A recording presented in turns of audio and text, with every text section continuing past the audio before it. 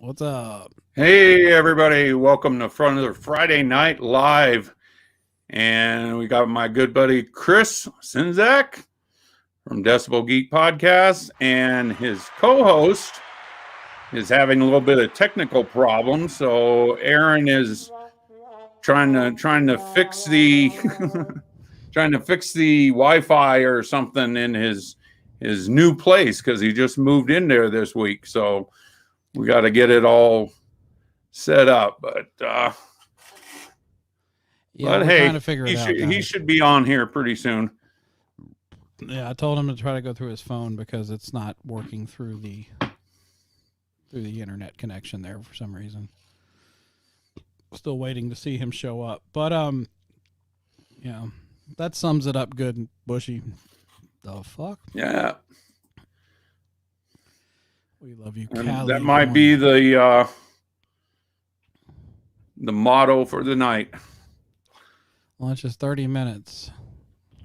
All right, Nate. Don't be pushy about it. Yeah, all really, right. Nate.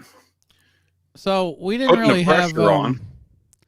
We didn't really have a big plan for tonight, but we figured we'd just be lazy and talk about Kiss because there's a lot going on in the Kiss world these days. So we're just gonna hang out, talk Kiss stuff for a while. But let's get the Rock and Ron update because I know a lot of you are.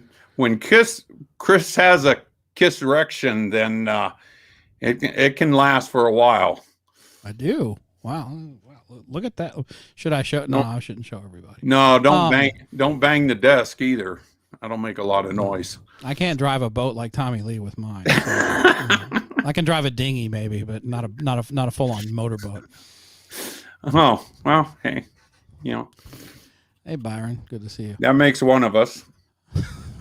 But yeah, if my Kiss erection, if this show goes longer than 4 hours, I will consult with my doctor. Dr. Love, that is.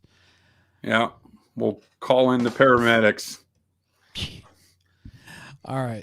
So, what do we got going on now? Well, we got to get an update on you. How are you doing? I mean, you've had a very busy week with your health. So how do things stand so far? Well, let's just say not any better, not any worse. So I guess it just still is what it is. But is it true you had a port installed, correct? That I did. Yeah. Does that mean that it can charge your phone through it and everything like that? Yeah. Okay, cool. I can even plug in my sex doll, and I don't have to take her off of me while it's charging up. I didn't ask about your sex doll. We're getting way too much information. That was too much information. Well, you asked. Rock and Ron now with 5G. That's hilarious. Wow. If we can't laugh, then we're 5G is something. Yeah. I got to behave myself. We got Kristen in the house, Mighty K. Oh man, I'm messaging Aaron. I'm trying to figure this out. We got to get Aaron in here because this isn't going to be the same without him. That's a good thing, Ron. Thanks, buddy. All right. So, but we got a really cool new episode up today for Decibel Geek. Albums Unleashed, Holy Diver with Apathy. Awesome.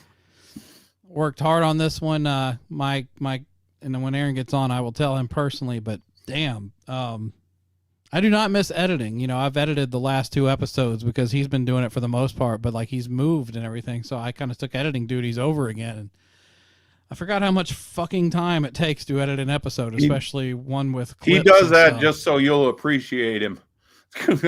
I certainly appreciate him after the last 2 weeks because it took a lot of time to do it. But I think both episodes came out really, really good.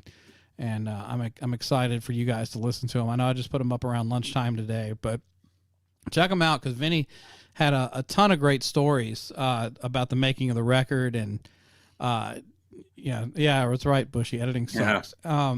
That is the worst part of it all. But yeah, you'll hear stories about them doing seances and Ronnie James Dio's addiction to Pac-Man, and then of course we talk about the album too. But Brandon Fields is checking in. Happy Friday, about 30 minutes from Nashville to watch some Van Halen. Oh yeah, I wish I could be at that show tonight, man. I'm sorry I couldn't make it. Is it a tribute band or is it Van Halen? Well, it's like a big tribute with the residency guys and a bunch of other local musicians doing tribute to. Oh, the residency guys are doing it. Yeah, they're That's part cool. of that too. Can't wait to hear it. Yeah, thanks, Nate. Great episodes. Albums Unleashed episodes. Thank you guys. Cool. But yeah, it came out really, really good. I'm checking in with Aaron. I haven't heard back. Man, what's going on? This is weird. These are the growing pains of him moving. Yeah.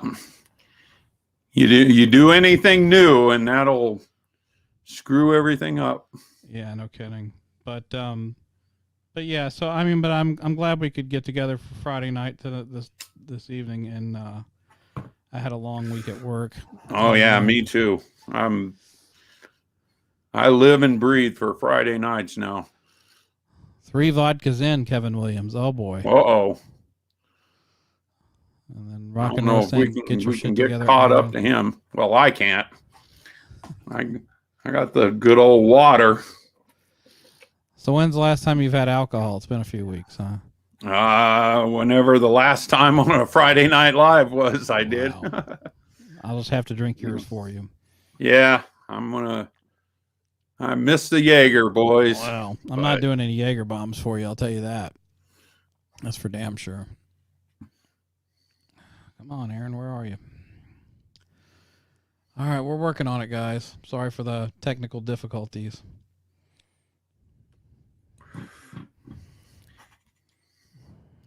Did you tell him just to go on his phone? I did, but I haven't heard back from him. I said, try through your phone. Mentioned we were doing the intro. He's active on Facebook, so just waiting to see. But yeah, we'll figure this out. Kristen Schimbeck, drinking my IPA as per usual, after my own heart. I'm drinking a High Lie.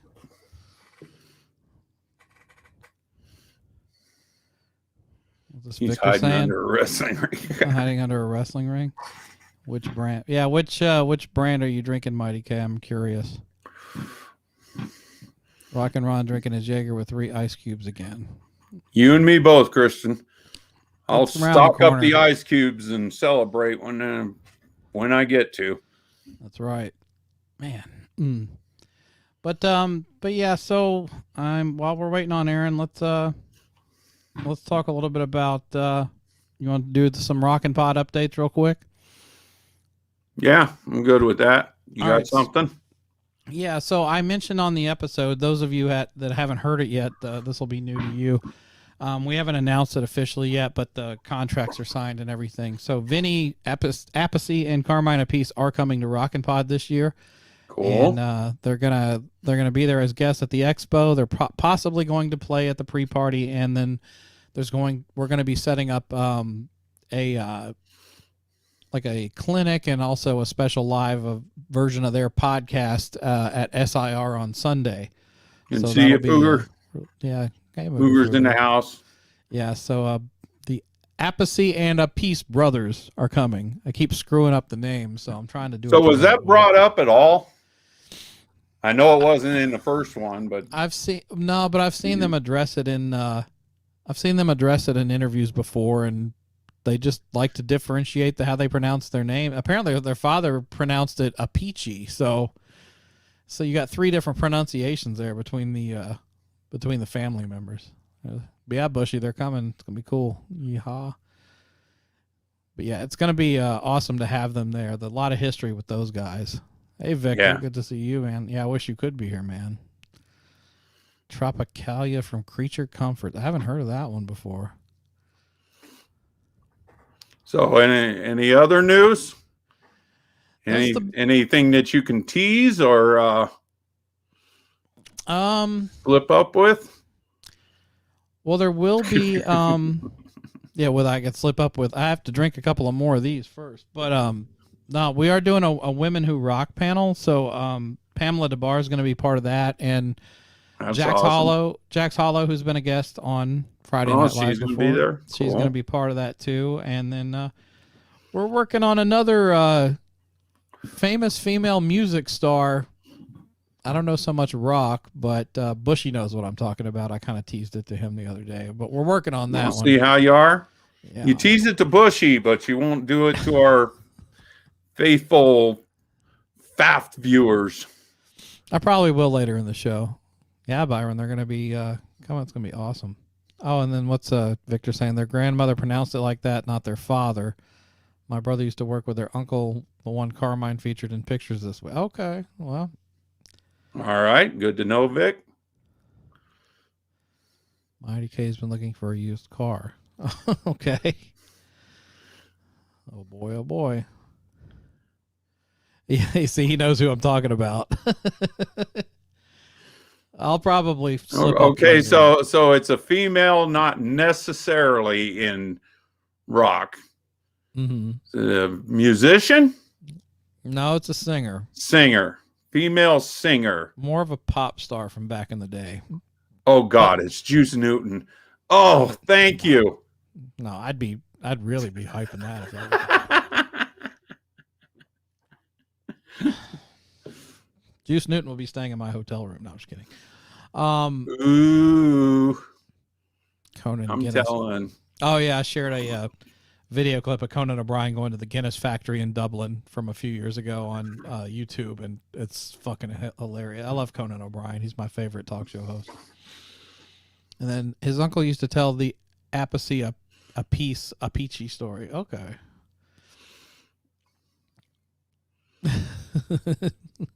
Cindy? No, not Cyndi Lauper. There's a couple of people in the comments that have guessed correctly, but I'm not putting them up on the screen. Really? Yeah. Damn. Paula Abdul. No, I don't think we could afford Paula Abdul. It's not Samantha Fox. Goddamn. I wish I had a that would have given me a kiss erection right there. I had a door-sized poster of her that I got signed at a mall in Atlanta when she showed up in the 80s. Samantha Fox. Yeah, she did a in-store signing at a mall, at a music store. Ooh, touch me. Yeah, I had no interest in her music, but I certainly loved the poster. It's Martika, and she's bringing toy soldiers with her. No, it's not Martika. Paula Schnapdul. I don't even know Paula. Okay. It affects me none. No. No women that are involved with Rockin' Pod can compare to Mighty K. That's my favorite girl that's coming to the expo. Did she have a lot of hit singles? She had a couple. Had a couple of hit singles. If you've looked at the comments, in the 80s, figured out who it is. Yeah, in the 80s. Well, damn it! Now I'm trying to look through the comments. She also posed for Playboy for a little while, but Tiffany. Aha!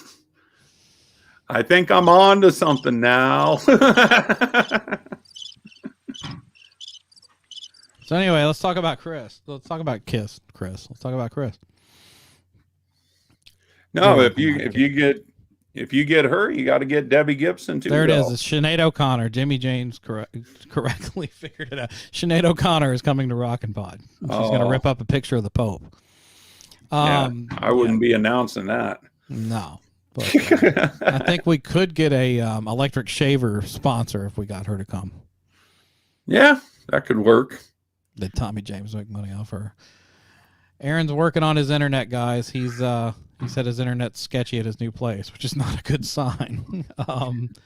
Even on his phone. So hopefully. All right. Well, since we got nothing else to do and I'm trying to get through this.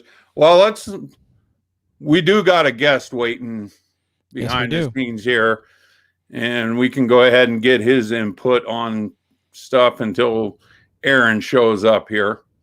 Okay. So some of you old school Decibel Geek TV subscribers may know who this guy is, but he was one half of the hosts of a kind of variety show. I tried to do a little bit of variety on the Decibel Geek TV channel about 2 or 3 years ago, and try to do a little bit something different.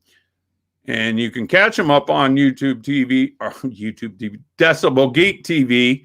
Starbucks. But let me give you a little clip here, which will take a little while. I got a clip here. Oh boy, what embarrassing video are we about to witness here, Ron? I know. To remind you guys of something that used to be on Decibel Geek TV called the Kuhn Brothers Rockcast. So let's give a little bit of what that was all about.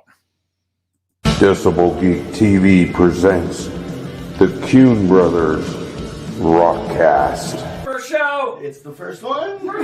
Our inaugural show. You guys saw the promo, and now we have nothing to live up to. But and this shot, actually, I'm gonna send out to Rich, the Meister and Walligator, who actually called us. What did they say? They said, making all other podcasts seem organized and sober. All right, so let's talk about all these incredible musicians and the time I had at this right here. Okay, so best decision I've ever made in my life.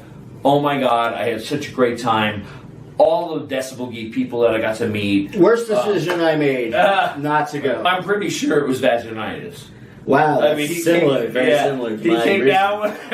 Speaking of Rockin' Pod. Rockin' Pod, and next, so speaking of Rockin' Pod, I had the opportunity to interview a lot of really cool rock stars. Of meeting this man. And this guy we met before. We met Drew Fortier when he played here in Denver. You said that very frank. Well, that's how he says it. He says Fortier.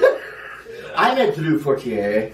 Honestly, it's December 7th, I believe. Like, it's 2 days, so 7th days, so 6th and 7th. I don't think it's going to happen, honestly. Vinny's so shady when it comes to this kind of... Yeah, he kind of fucked us over at the rock podcast. Yeah, he didn't show up at that. Didn't show up. If you have VIP tickets, and this is a big deal. If you have VIP tickets for this Vinnie Vincent performance at Graceland on December 7th, we're having a Vinnie Vincent gender reveal party. Oh, Jesus. That's actually good. That's not fair.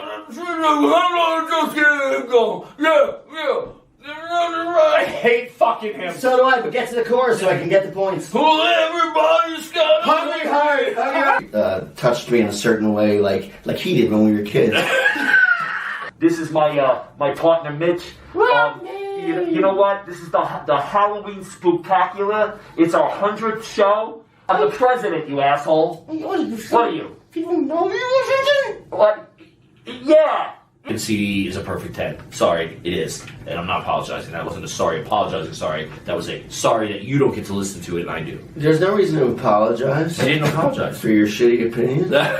Just thinking. Alright, so Ronnie James Dio tour. God, it tastes so good. This stuff tastes so good. Ronnie James Dio's going on tour. Hologram. They're going to do the Dio hologram thing. Does the hologram make more money than the drummer? There's another hologram show coming up, and I forgot who the other one was, but I want to... Stephen Pierce. He doesn't even know it yet. Artists and singers is Jack Wagner. Oh no, you haven't seen this before. I might have mentioned his name before. My favorite band, and one of Peter's favorite bands is Jackal. So we're thinking, all right, we're gonna do this combined thing with Jack Wagner and Jackal, and we're gonna call him Jackal Wagner. Jackal Wagner. And oh,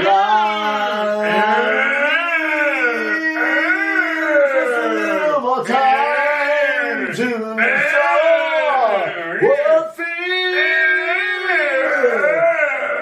see, that's my chainsaw version of chainsaw.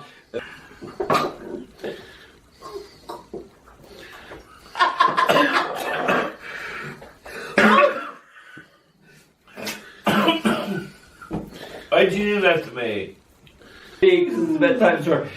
No, sorry. Okay? Yeah. Oh. I'm all choked up about this bedtime story. Are you sleepy too? No, I'm not sleeping. Oh. I'm wide awake! We can't believe it. And you never know what episode seven. Hey, wait. Oh, hold on, folks. Oh, wait. Hey guys, you remember this guy from like when we do the headphone? Wow. Bit? Yeah. Remember Ron? Remember Rock and Ron? He's the one that pays my bills. Yeah. But when we started, he had a full head of hair. Look at Ted Nugent. Yeah, go back to episode 1. Yeah, it was just like. Psh. Holy Thank fuck. you, everybody. Have a heavy Christmas. No, metal Christmas and a heavy New Year. I love it. I just like to put him in the belly. Rock and roll with your music. And love your brothers. Love your brothers and love your... Oh, he did the kiss. Wow. He did the reverse Wow, kiss are you thing. kidding me? What the hell? Wow. I love you, Ron. You were thinking about that all week. You were trying to get back at us for like a week or so. Holy fuck. Cheers to you and your kisses. All right, there we go. A little taste of the Kuhn Brothers Rockcast was on Decibel Geek TV a couple of years ago. They're still on the archives. You can go back and see it. Let's welcome the one and only Pete Kuhn on Friday Night Live. Here we go. Hey, Petey. Uh-oh. Unmute And we got yourself. your mic's muted, Pete. Unmute your mic. What was wrong with you guys? Why did you ever put us on the air? Like, I look at that and I go, oh my God, how did we ever get to be a part of Decibel Geek? Have you watched the live stream before today? That should tell you all you need to know. You know, I mean, I compare myself with Wally, but anyway, thank you so much for allowing us to, my brother and I, for a year to be a part of the Decibel Geek platform, and it was so much fun to do the show and just be goofy. We drank way too much whiskey. Yes, I see a lot of heads. I see heads going up of people that aren't even on cam. You thought we drank a lot on Friday Night Live, yeah. Yeah, well, yeah. You're the Jaeger guy. We were the whiskey guys. We had a blast doing it, and we're just honored to be a part of the platform, and we had a blast doing it. So it was fun to see that. It was really fun to see that. So, Chris, and thank you for inviting us over to your studio. And when we were in Nashville for Rockin' Pod, you were so generous and gracious, and you and Aaron. Well, that was Aaron's studio, not mine. You wouldn't have come near mine. Well, no, and I wish Aaron was here because I'd be ragging on him about the band. Was it? Wait, hang on a second. Was it Whiskey Cadillac? What the hell was the name of his band? And I wish he was on here so I could. What bands that Aaron loves that are terrible? No, his band was. Hang on a second. I'm gonna think of this for a second. But it was the band he was in when we were over at the studio. And I asked him straight out. I said, "Show me a band I've never heard of before." Oh, you're thinking of Baco. Yeah, Baco. Oh, that was Baco. You're right. Jesus that was Chrysler. Baco. Jesus Chrysler was the name of the band. Thank you. I appreciate it. Yes, he was over there too. You're right. And it was Baco, and he showed me his look band. who's here. Oh, wait a minute. Maybe. All right, you're not frozen now. Maybe in the cabana with the phone. I don't know. Yeah, this is really hard for me, Aaron, because I Chris, Aaron, I can't be a co-host. I'm not ready for that yet. So, it's so good to see you both. And thank you for Ron for playing the old stuff from the old podcast that Jim and I did with the Rockcast. That was really cool. Aaron, great to see you. And Chris, it's your show. You take it away. I'm going to shut up and just sit here and put myself you're good. on mute. But I appreciate you guys. The way I view it was, we weren't able to do a lot on YouTube and video at the time, so you guys are kind of the Vance and Coy of Decibel Geek. You're like the fill-in Dukes of Hazzard guys. Oh, nice. Okay, I'll take that job because I know it pays well. Yeah, and I just want to tell you guys, I really appreciate the fact that Rockin' Pod, I can't wait for Rockin' Pod in August. We're coming out. At least I am. Cool. I'm not sure about my brother yet, but I really appreciate you guys providing the airfare and the hotel and the entire. What I'm getting. So it was nice having Pete on the show there. That was great to have him there. I'm getting a special communique from Ron here saying that that's not the case. No, honestly, I can't wait to see you guys and come out and experience it again. I'm wearing my Rockin' Pod from back in. Oh, nice! You still have that flimsy thing that we printed up. One of the best times I've had. I always tell people it's like the Monsters of Rock cruise for one day, not on a boat. Yeah, that's how I explain it to people. Yeah, I mean, because the people you meet and the rock stars just walking around and being, and then what you guys put on, I mean, and what you're doing now compared to 2 years ago is absolutely ridiculous. Like the guests and the thing you guys have done is just unbelievable. And I remember I was in radio for 20 something years. And I remember my bosses, everybody telling me, well, you know, the internet's never going to take over radio. So we don't need a website. We don't need this. We don't need that crap. We don't need that. And then you look at today and my daughter's in 10th grade. I have friends. Nobody listens to terrestrial radio anymore. Nobody. No. They're either listening to podcasts or they're watching YouTube like we're doing right now or whatever. And it's a large part of the rock and roll part of that is because of you two guys. And just to be a part of that for the 10 months or whatever it was that my brother and I got to do a show. I had, you know, I can't say enough about what you guys are doing for the industry. And everybody who's on here should realize that these guys, you know, they're not doing it for the money. But they're doing it for the love of what they're doing. And so did you say money? Yeah, that's the stuff in my wallet that I don't actually have because I have no money. Nice, Ron. That deserved a laugh track. Wait a minute, I gotta wipe the slobber off of my butthole. Well, that's pleasant. Is that from you being sick, or is that just from me? No, that's okay. From you kissing his ass. Quarantine session joke. Thanks, Byron. That's really cool of you to say. And you're right. I am spot on 40% of the time. So that's part of that. So I just want to tell you how much I appreciated being a part of this platform and being on today. So you guys rule. We appreciate all of our illegitimate children that we've had through Decibel Geek. So, Aaron, new studio. How is the new house? I don't know. The internet is very sketchy. Yeah. Obviously. I can't even see Pete, and neither one of you guys are even moving, but I can hear everything. So there's that. You know, I'm just gonna roll with it. What's up, Byron? All right. Yeah, well, you know, so far so good, except for just now trying to set up to do the StreamYard. I'm down in the basement. I got a chair, I got the laptop, I got all that set up, and no go. You know, nothing was happening. So we'll have to look into the connection. Here on the patio in the cabana, and it seems to be working. This seems to be the spot where the internet works the best. Okay, so you have to set the studio up there. No, I just got the phone on. Yeah, I got you. So I did bring a pinch hitter in case you weren't going to get on, and he's already backstage. So I'm going to bring in our good friend Victor Ruiz is also on the line. Hey, so, Victor. Hey, Victor. Hello, guys. A pinch hitter. Do I get to use my own sound effects on my Roadcaster? Yeah, go for it. Uh-oh. Oh, yeah! Oh, yeah! All right. We'll have dueling sound effects. I want to tell you've been a dynamite audience, and you deserve to give yourselves a round of applause. Let's go. No, I'll stop. Now I know where Chris got them all from.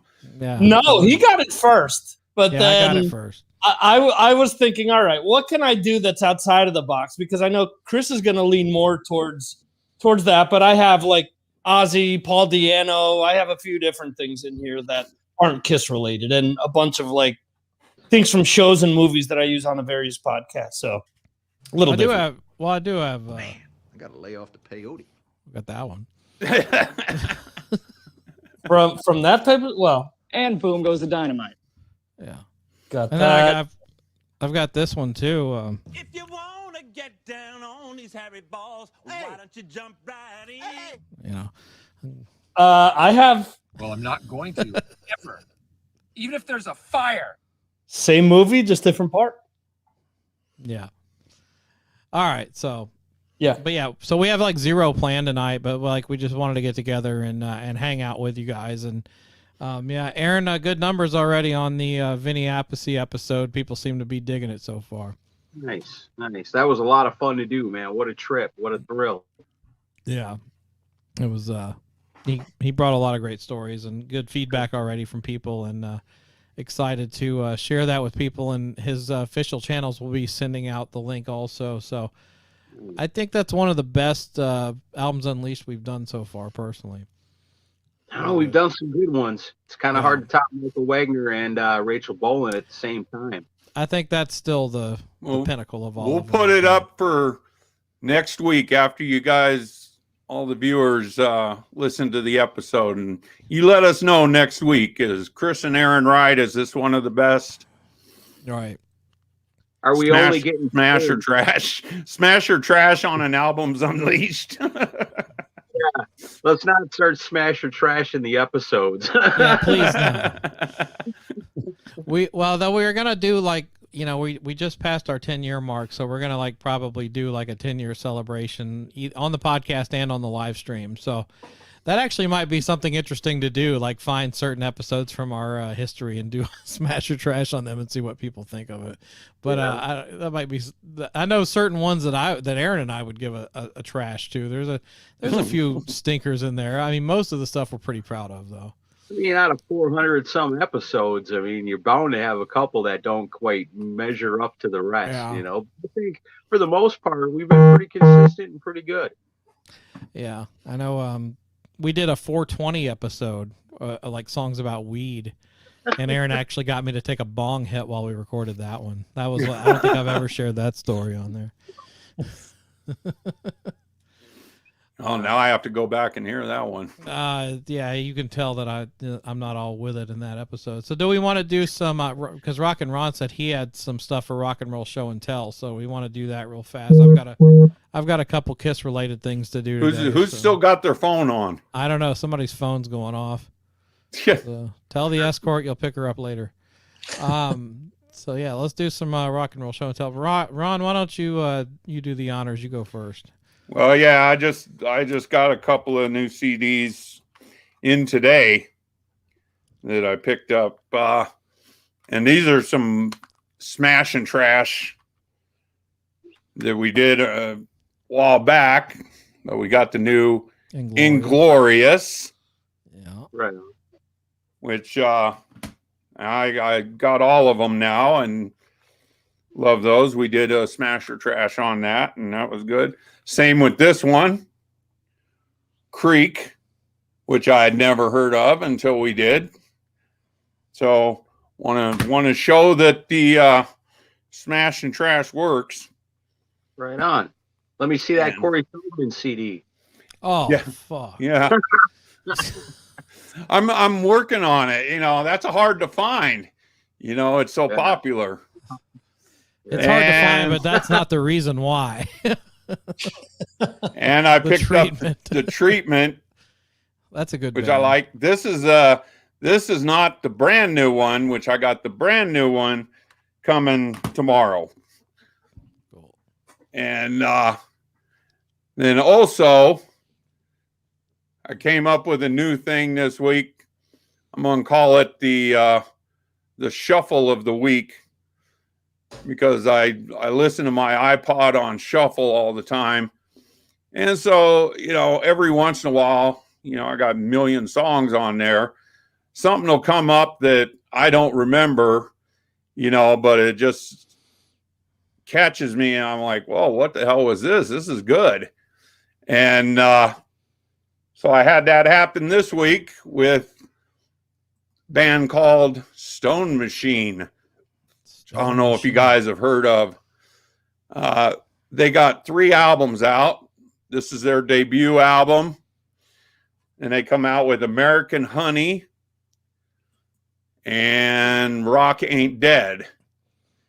And Rock Ain't Dead was in 2014. There's not a bad song on all 3 albums. I went through all of them, and I think all 3 of those are perfect, head to toe.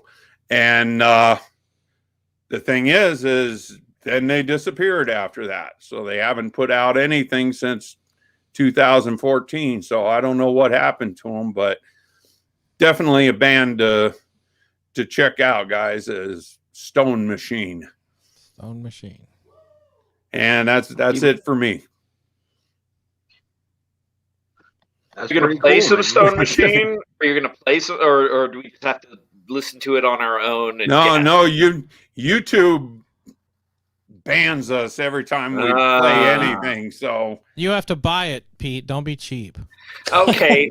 And these CD things, how do you get these Square CD things? I'm very confused. I'm much ask younger your daughter. than you guys. Yeah, ask your daughter.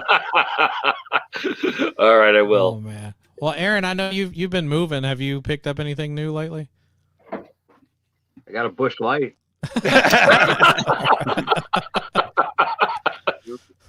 Aaron picked up some Bush. I got nothing, man. I got nothing. I got boxes and boxes and boxes of CDs that I don't know when I'm going to crack them open. I got to figure out what I'm going to do with them and where I'm going to put my new CD wall rack, I guess. So maybe we'll have to do a Friday night live of just unboxing Aaron's shit. Just see what's in the boxes. What's in the box? It'd be a marathon episode for sure. That was not pleasant to move. I love having physical product. I'm a CD collector. I've got a massive CD collection. It's awesome, and I love it until it's time to move. Then it sucks. Yeah, really. Oh, Kevin Williams wants to know if you sold any more of the Swear CDs, Aaron. Not this week, man. I've been busy moving into the new house. My wife and I are going to go hit some yard sales this weekend. So if I see any Swear CDs at yard sales, I will tell somebody to buy it. He swears to you. Swear it. All right. Victor, any new music you've picked up in the last week? Physical. I'm supposed to be getting the 25th anniversary of Fear Factory's Demanufacture, which was released today, actually. So that should be coming in the mail. New Gojira I ordered on vinyl, and I'm trying to think. Destroyer Resurrected. I actually got it from Germany, which should be here any day now. And instead of having the regular S's, they look like Z's because it's the German copy. Right. So I like what Ezrin did with that. I actually think I listen to that version of it more than I do the original now. Yeah. So, well, with the exception of Flaming Youth, I'll still take Dick Wagner's solo over Ace's. I don't really like Ace's solo on it, but all right. So Pete, any new music purchases? Nothing real recently that I can brag about. I've downloaded some certain songs, or I've listened to a bunch of songs on the internet and things like that. But I can't brag about anything I've heard in the last 3 months. Really, there's nothing I've heard in the last 3 months that I could just go, wow, I want everybody to listen to this. This is killer. So that's unfortunate. That's really unfortunate in our world.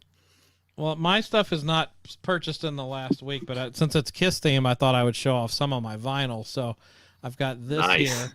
Is the You Wanted the Best, You Got the Best on vinyl, no less. What color is it? Black, like most records. Mine is purple. No, it's like there's the. I'm just saying I got the purple. No, I don't do that. It's two LPs, and I bought this in Kansas City, Missouri. And there's a story behind this. 1996, I went to visit my best friend from college up in KC because he had bought third row tickets for me and two of his friends to see Garbage and the Smashing Pumpkins at the arena there, Kemper Arena in Kansas City. So I fly all the way up there, and right as I get there, they announce on MTV that the keyboard player from Smashing Pumpkins has overdosed on heroin thanks to the fucking drummer giving him heroin. So the damn concert got It's always the drummers. It's always the drummers. So the fucking damn drummers. And I was like, and this is gonna sound very misogynistic, but I was looking forward to looking up Shirley Manson's dress from the second row, but it didn't happen, and like so I get and up you called that. What'd you call it? It's misogynistic. It's a very sexist thing to say. I thought it was perverted, but both, either one. But I'm just getting excited hearing the word massage and up your dress. Two different. Misogynistic's not a good word because it has the word massage in it. But anyway, like let's talk about Deshaun Watson another time. But no, so since we're talking about the NFL draft, but no, so I wound up going up there and like we went to strip clubs and we went to record stores and I found this on vinyl, and of course they gave me shit for it because they're like, oh, who gives a fuck about Kiss? And this is right when the reunion got announced, so I bought this and I bought a T-shirt for "You Wanted the Best, You Got the Best," and I don't know what I lost that in a move somewhere, but apparently this vinyl's worth like a lot of money now. Like there's not that many of them out there, so I was kind of happy to get that. Have you guys heard the two-timer "Let Me Know"? The tracks that they said were from the vault, but the truth is they're just re-recorded tracks from the Eric Singer, Bruce Kulick lineup. Totally re-recorded. Yeah, it's completely re-recorded. Yeah. Does your vinyl have New York Groove on it? Actually, it does. Yeah. Okay. Is the purple vinyl worth more than the black vinyl? I'm just curious if there's a colored. I don't think there's a colored vinyl. I'm just wondering if there's like a discrepancy as far as color goes. If there's a racist thing going on here, I don't know. Purple vinyl matters. Yeah, it depends on how. What are you saying? Black records don't matter? Ron, that was beautiful. But it also has the legendary interview with the four members of Kiss and Jay Leno. Leno was like, "What the fuck is this for? Seriously, side 4 is the fucking interview with Jay Leno. They couldn't have included more live tracks." Yeah, where is the Fortress of Solitude? Is it like past the mayonnaise? Yeah, terrible. But yeah, and then my other album, which all Kiss fans love, this is Monster on vinyl. And I've got that too. Most Kiss fans hate this record. Love it. But I like it. You're viewing it with your eyes, and yes, it's got fake Fraley and Cheater Chris on here, but the copycat. But it's a great record. Great music on that one. Not bad. I like that album. But yeah, that's what I have. I thought I'd stick with the Kiss. It's not bad, but I hate to think that's the last album we get.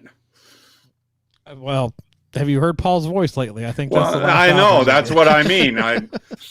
It's not a bad album if it was like in the middle of their discography, but considering that's the last album. Computers work wonders nowadays. So I mean, I'm hoping that at least actually that's not the last album because you still have Samurai Sun. Come on, Ron, you don't like that? All right. Thanks, Victor, for joining us tonight. It was nice to have you on the show. Oh, ouch. Oh, ouch. Hey, at least he didn't say stool station, you know? Yeah. We should have Sink and Stanley on sometime as a guest. Is there anything worse, though, than Paul Stanley having to do auto-tune and sound like, Taylor Swift or whoever the fuck? Sure. It's like... Tim Bream is checked in. Sink and Stanley himself is in the room. Oh boy. I loved your version of Steam Room. I thought that was a great video. Steam Room. You're complaining about Samurai Sun, but what about Pass Your Ascroft or whatever the hell that Don't Touch My Ascot. There you go. Scooby-Doo movie. That's even worse than Samurai Sun. I don't know. I think it's a push. I think it's about the same either way. You know what I do like, though? I like that cover of Venus and Mars they did. Yeah, for the McCartney album. Yeah, that's cool. Yeah, I like that. Yeah, I do like that one. I don't know that we get any more original Kiss music. But speaking of that, let's shift into the stories of what's going on. Oh yeah, of course Tim Bream wants to promote it. Sink and Stanley has a new YouTube channel, so go subscribe to that. Sink and Stanley. The fact maybe that we can get a duet between Sink and Stanley and Robo Ozzy. Right. So let's talk about a little bit of the Kiss news that's going on. There's a lot going on that got announced this past week. Have you guys heard? Did you hear about the A&E biography that's coming out? Yeah. Okay, that I did hear about. So, A&E does these great documentary shows called Biography, and I've watched a bunch of them. They're kind of addictive. I've watched them on people and subjects I don't even give a damn about, and they're well done. So they're doing one on Kiss, and it's going to screen on June 27th and June 28th of this year. It's a 2-night thing. It's 4 hours long. Wow. And I'll read a little bit about it. Directed by DJ Viola, 4-hour documentary all set to chronicle their 50-year history. 50 fucking year. Oh my God. As well as current Paul Stanley, Gene Simmons, as well as Tommy Thayer and Eric Singer. Based on a press release, it's unclear if former but founding members Ace Frehley and Peter Criss were interviewed for the film at the time of writing. I can tell you that apparently Ace and Peter were approached by A&E to be part of this, and they turned it down. Now, I don't know if that means they wanted a certain amount of money. Wanted some money. They probably didn't get offered anything. Probably not. I don't know if these A&E biography things really offer pay for people to be on them, but I think their bigger sticking point is that they want that they know that Paul and Gene are going to have final say in the editing process. So they're probably like, why bother doing it? Would Gene do anything without money offered to it? Well, probably not.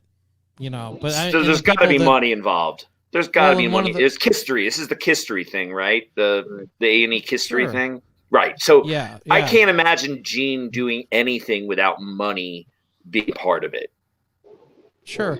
Well, and also one of the producers, and this really tells how sad this is that I know this, but one of the producers is a woman who produced the Gene Simmons Family Jewels TV show for A&E. So, I mean, that he's already on friendly ground with the people producing this thing. So that tells me that it's going to be the Paul and Gene show. It's going to be everything told from their angle, their point of view. Yeah. It still might be cool though, with footage and stuff that we may have not seen before. Of course, I'll watch it. We're all going to watch it either way. I don't care how disgruntled fans are about it. They're going to watch it either way. But I don't know. It's still unless they charge $50 and put it on pay-per-view or something. Well, you're gonna have to go to SIR Studios and pay $500 a ticket to. No, that's a different Kiss member. Never mind.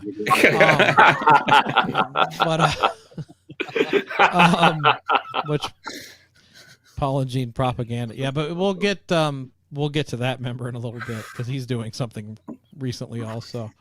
But I don't know. I mean, do we have high hopes for this? Do we think it's going to be cool? Is there anything really else that could be unearthed about Kiss? Any nuggets of knowledge that we don't already know? I don't think so. Not the knowledge that we don't already know. I mean, because we're big Kiss fans, so we know everything already. And I got to think, the first thing that Ace Frehley and Peter Criss ask is, what's Gene and Paul getting paid for this? That's probably the first thing they ask. Yeah. And let's be honest, it's probably not going to be geared for us. This is probably going to be geared towards the casual fan who hasn't heard any of the stories. And like you guys are saying, it'll be slanted towards their point of view. And I mean, it's shocking that A&E couldn't even throw in the right amount of, Reynolds rap for Peter to come in on this. But yeah, so in Paul's biography, he alludes to the fact that Peter would put Reynolds rap all over his room because he was scared that the aliens would get in. But anyway, yeah, I mean, with them just saying right off the bat, it's the current lineup. I mean, it's going to be Gene and Paul. Maybe it'll have some behind the scenes stuff, but do you guys honestly think that in 2021 there's really going to be any footage that comes out and speaks to us as diehards that we haven't seen? It'll probably be end of the road stuff. I mean, we're not going to see Vinnie Vincent and Eric Carr in Nashville. We're not going to see, the original lineup in Houston in '77, stuff like that. They could do a real bang up job and really present this on both ends to both casual fans and diehards. But You know, And I think I bet they're gonna end up praising Eric and Tommy more than Peter and Ace. Sure. You know, even Peter and Ace being the originals, they're gonna gloss over it like they tried to do with the Rock and Roll Hall of Fame and stuff. Basically saying, you know, yeah, we started out as these four guys, right. but then we got these two guys, and now So do you think we're the you think hottest you're band in the land? you think you're really going to mention a whole lot about the the Erics and you really think they're even going to bring up the names of the newer, not new, Oh, obviously, for Tommy and but Eric, for Tommy and Eric, they will, because they want to think keep they pushing will? that lineup. Yeah, because they're pushing. That's the lineup they're currently pushing. well, I the mean, band will, but will A&E? Oh, yeah, they probably will, because that's probably part of the agreement for doing this thing in the first place. You know, I mean, I'm hoping for an hour and a half on Mark St. John's hand condition, but which Bruce has more or less recently said is kind of bullshit, right? Do what? Bruce has kind of come out and said that he had a hand condition, but it was kind of bullshit, like how it's always been sold all these years. I don't know. I think that the hand condition was a real thing, but I think it was one of those things where once they got Bruce filling in for Mark, that they quickly realized that Mark's not the guy, you know. And I think they realized that, you know, they were trying to one-up Vinnie with, you know, an Inve wannabe, and then they realized that he wasn't going to do what they wanted because he couldn't pull what they wanted off. And Bruce had more experience, knew how to work under other people like Meatloaf and like. And the truth is, I think Mark St. John was probably closer to the style of Vinnie than he was to Bruce and Ace in that. And that they might have overdone with, you know, he may have had a hand condition, but, you know, they played that up, you know, which I wouldn't put it past that they kind of played it up like, well, you as know, an excuse. we want, you know, Bruce is a better fit. Mm-hmm. You're kind of doing all the style shredding like Vinnie was doing, and we're not going to go through that again. So, you know, let's just cut this off before it even goes any further. Right. And let's say he had a hand condition, because you're doing this all the time, and like you know, Malmsteen or whoever or whatever. So let's just say he had a hand condition. Yeah, great excuse. Yeah. Well, the other thing too is how much did Vinnie write with them? And not to defend Vinnie here, but comparing one to the other, how many credits did Mark St. John have on Animalize? Did he have any? Yeah. No, he'll not sure. I'll have to look. Well, that's what I'm saying too. Probably the writing that Vinnie did with them probably held Vinnie longer in the band than his playing did or anything. Right. If he couldn't have written the good songs that you know were taken off and were, you know, good songs, then Vinnie might not have lasted any longer than Mark St. John did. Right. Mark St. John had 0 writing credits. I was just going to say, I checked. He has no writing credits. Yeah. Wow. Mitch Wiseman has 3 writing credits on Animalize. But to Ron's point, maybe that was just a case of them saying, hey, before this gets too far, we gave in to Vinnie all the way. We gave him, you know, how many credits on 2 albums. Right. And now we're paying for it. So it could have been a case where they were cutting him off at the pass, and then once they saw what it was like for him on tour and whatever, they said, well, he's not our guy. And, you know, Asylum, Bruce already has 3 writing credits right on the first full album that he plays on. So it's really interesting, Amber, what you wrote, Amber. That's really interesting. I feel like Vinnie and Eric Carr deserve more recognition for helping to save Kiss. Save Kiss. That's where I have a kind of a problem. Save Kiss. Was Dynasty Unmasked and The Elder that bad where Kiss had to be saved? I don't know. Yes. Really? I think well, they definitely the needed Elder to be were. saved, as in they needed to definitely go the different direction of what they did with Creatures of the Night and go full on rock. And, you know, because they had jumped on that trend, you know, for 3 albums straight, you know, disco, pop, and concept. And those failed miserably. So they needed to get back to just straight, you know, rock, you know, the bare bones. And Vinnie probably, you know, saved them in the sense that he wrote some good songs that went on Creatures of the Night that. But Ron, helped I was made for loving you. Come on, I was made for You loving were? you. Yeah, we'll talk Don's after gonna the have show. a problem Pete. with that, Pete. I'm sorry. Can we cut that out when we edit this? Is this live? Can we edit that part? Ron, but I would argue the following. Much like Dave Mustaine steers the ship in Megadeth, and he's brought in a lot of good players to help him sort of make his vision happen.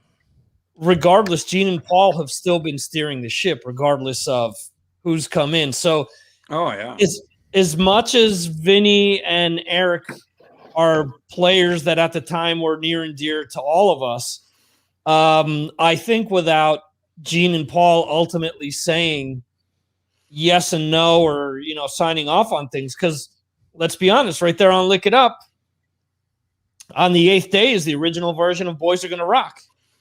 So that's them taking that track and making it a Kiss song, you know, taking the pieces that they need. And sure, they were throwing, you know, things on the wall, and Gene and Paul were basically saying, okay, this is good, this isn't. So yes, I'm not trying to take any I'm not trying to say that they sucked talent-wise. They were obviously greatly talented, but I think at the end of the day, the bosses were still signing off on what would ultimately become Kiss. Right. Well, yeah, definitely. That's why I say I kind of have a problem with where you know, people always ask that question: did Vinnie save Kiss? No, he didn't save Kiss. Vinnie can't save himself. Nonetheless, Kiss. Yeah. Yeah, but Vinnie saves coupons. I heard that. Yeah, and wigs. And wigs. I'm pretty sure he saves wigs as well. So. And the whales. And whales.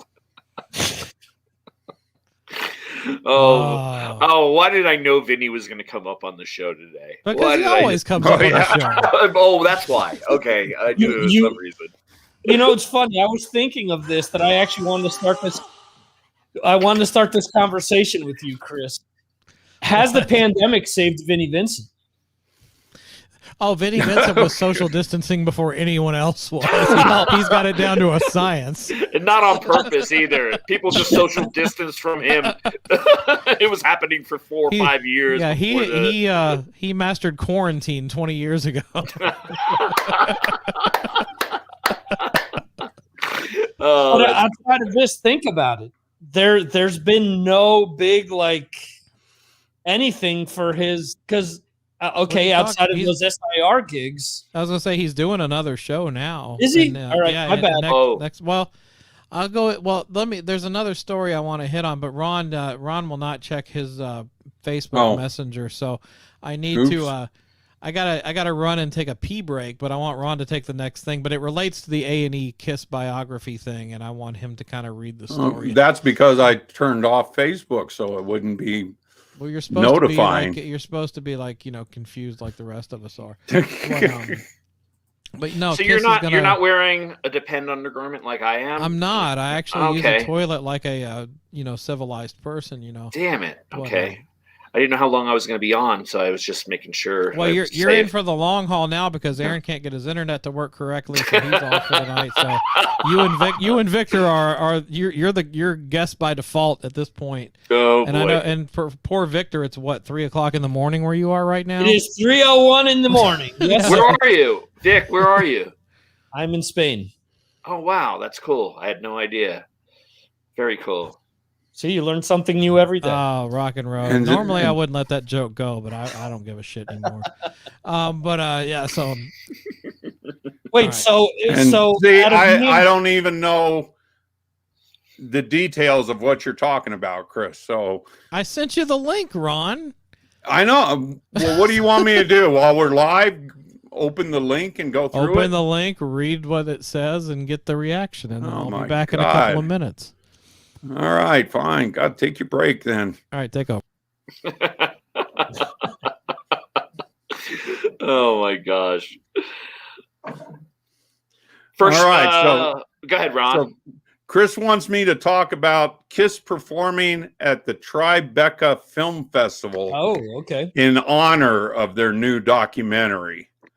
Kiss has announced a special performance taking place this year at this year's Tribeca Film Festival in honor of the A&E documentary biography Kisstory.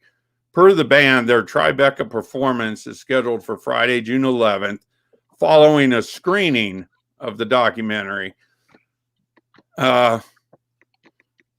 Okay, so thoughts, guys? Why the hell are they doing this? First of all, is where the this fuck's some kind of Tribeca? money grab? Where's Tribeca? First of all, I need to know where New that York. is. I'm not really okay. Okay, at least it's in the U.S. Sorry, Newark? it's not in Spain there, Vic. But all right, so all right, why That's are a they festival doing run this? by that's a festival run by Robert De Niro, actually. Interesting. Okay, And he's running out of money. So because he's going through a divorce and everything else. So I wonder where, how they're ponying up the cash for this. I'm gonna hire Kiss. Sorry, that was really bad, De Niro. Oh God, Ron, edit that out when you. You sounded like shit. Who was in Romancing the Stone? What was the name of the? God, Michael. Oh, what's No, the woman. She had a deep gravelly voice, like the way you were talking. Oh, it's even worse. Sandra Bullock? I don't know. No, Kathleen Turner. It It was Kathleen Turner. Is what you sounded like. Okay. She's the same to me as Sandra Bullock. I have, All right. They're the same to me. But that's funny. That's really funny. Yeah, it's all about money. Yes, if you're asking, it's all about money. Obviously, because they don't give a whole lot of information on it, but I guess they're putting it off that they're doing this to promote the documentary or something. So is this going to be, it doesn't say anything about whether it's going to be on A&E after the documentary or any, who's going to see this performance? Just people at the film festival. Yeah, this reminds me of, remember, like slightly after 9/11, they did some like lingerie show, and then they did something for like John Varvatos a few years ago, where it's just these small, intimate gigs where, as Pete said, where they're getting a shit ton of money just to do a few songs, and probably nobody's going to see it, just some VIPs that paid to see them. Outside of that, we'll maybe see it on YouTube if someone sneaks a phone in, and that's about it. And I bet they won't allow phones, and they won't allow anything, and they're going to charge what, $400-500 a ticket. And what's the difference when you charge? Right. What's the difference when you charge $500 a ticket for 10,000 people, or you charge $50 a ticket for 30,000 people? So is this just for the Tribeca people? Then what are they doing? Just promoting that Tribeca is going to show this documentary, and then you pay $100 or $200 and you'll get to see them perform afterwards. And what is their performance? Is it going to be at the theater, or some kind of like the private party acoustic? Right. That's what I'm interested in. Is it going to be acoustic? Is it going to be electric? Are they going to have flames? Is Gene going to be spitting out blood? Is it going to be the Kiss we know, or is it going to be Kiss toned down, Right. kind of just whatever for the money. And is it going to be Paul auto-tuned or whatever? Like, well, that's really a given, curious. but I'm just curious to see, like, and that's the thing. I'm curious, and I'm a pretty big Kiss fan, nowhere near you, Ron, and a lot of other people. But I'm a real, I've seen him 19 times or whatever. I mean, and I'm interested. I'm mean, I'm not going to go to New York and fly to New York and go see him for this, but I'm damn sure going to be looking on YouTube for videos and seeing what's going on to see what they're like. I'll see what happens, when it afterwards it comes out on YouTube or something like that. But if they're doing a regular concert and they're just promoting the concert by saying that they're cross promoting with the documentary, that then they're going to do a regular concert, or are they just doing it for the Tribeca Film Festival and it's some kind of private party kind of thing? Now, will this shit kill their legacy? Like, if they keep doing stuff like this, and they haven't done it yet. Oh my God! This is their the first legacy time off like 15 years I didn't laugh ago. at. It's the first time I've been laughed at tonight. That's awesome. Thanks, I appreciate that. But here's the thing: if it does well at this festival, then it means that they can now tote this around to other film festivals, so it could make it to other quote unquote prestigious things that could end up making them money, which would mean that who owns A&E? I don't even remember, but could this end up on a Netflix or something like that where they get a shit ton of money because, hey, we won the Tribeca Award for Best Documentary, and now it's shopped around to streaming services, and they'll now pay extra because that has been tagged on. Right. So is the concert a way to sway judges into, giving them some type of an award? Well, I mean, if they have the film festival, they have to include this guy. You have entered the Psycho Circus. Welcome to the show. So that's a showstopper right there. And then, of course, if that guy's going to show up, then this guy has to show up. I want to rock and roll all night and party every day. It's like rock and roll parking lot Kiss version. Yes. That's classic. He looked like Norman Osborn from the comics and the cartoons, the old Green Goblin, who used to have the hair that came down like this. Paint that part of Gene's makeup on because his hair was already in the triangle. Do you know who that, Victor? Do you know who that was? No, who was that? That was Ron. Get out of here! I didn't even know who that was, and I know Ron really well, and I see him regularly, and I didn't. Sorry, say that Ron. again. Say that again. Which one? They're both Ron. Anything with Ron. Come on, they're both Ron. I want to rock and roll all night and party every day. That's classic. See, I'm not used to young Ron. I'm used to seeing Ron over the last year. So, thank you for setting me up, Mr. Sinzak, knowing that I'm the big mouth that I am, that I was going to comment on it. So, and I'm used to seeing, even though I live here, 20 miles, less than 20 miles from Ron, I'm not used to seeing with hair. And so seeing without hair, with hair and makeup I had no idea. That's classic. And the ponytail. Oh my God. And the ponytail. Oh my God. That's classic. Especially this much hair. You have entered the Psycho Circus. Welcome to the show. See, you had no idea that was going to be being replayed 20 years later, 30 years later, Ron. You had no idea when you recorded that, did you? Or 20 times a night every Friday night. Oh, we've gotten a lot of mileage out of that one. Yeah, you have. Yeah. I was like, that guy is asking somebody to put lotion in a basket. I'm sure of it. So this is great. So now you're playing clips that are usually on at like 5 a.m. my time that I have like no idea that are. Yeah. Now this is the reason why you don't rebroadcast these. So you set up fuckers like me to look like an asshole in front of Ron. All right, cool. Hey, they're available to replay every week on YouTube. Okay, Don't worry, Victor. I'm clueless anyhow, so I didn't even. I was just wondering who you were talking about, Norman Osborn. So hey, very funny, Eric. Mighty Cat, I have a drinking game I play is to take a shot every time they show Ron singing "Plastered" at the end of the every night. Yeah, that's pretty true. I want to party. I want to party with Kristen. Yeah, I know.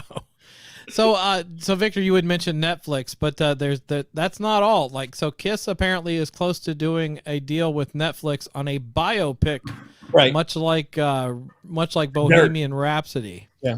So I'll share some. It ain't going to be like Bohemian Rhapsody. So it'll be accurate. It won't even be the dirt. I was gonna say no. It will be like Bohemian Rhapsody because they'll be changing up all the facts and shit to line up with, if they have a Bohemian Rhapsody twist on Kiss's story, what are we having? Eric Carr dying after Dynasty? Are we gonna have? Right. I don't know. They've got a guy in cat makeup that breathes fire. It's amazing. But they'll have it'll be how Paul and Gene wrote their most popular song, Beth. Yeah, right. And they were lovers. They were lovers at the time. It says, according to sources, Netflix is tying up a deal after a bidding battle for a Kiss biopic that will be directed by Joachim Ronig, the Norwegian filmmaker whose credits include Kon-Tiki, Maleficent, Mistress of Evil, and Pirates of the Caribbean, Dead Men Tell No Tales. Well, because there's no one that knows Kiss better than Norwegians. Exactly. Norwegians know Kiss better than everybody else in the world. Jesus. Kiss is big in Norway, man. Huge.